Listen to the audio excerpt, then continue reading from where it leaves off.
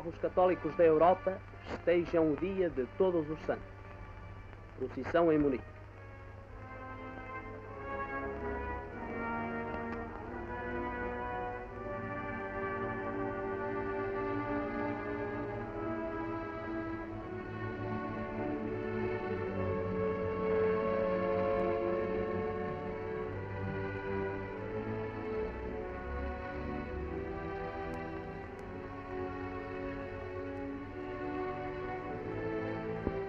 São enfeitadas as tumbas, no cemitério de Budapeste, dos heróis húngaros que morreram em combate contra o bolchevismo.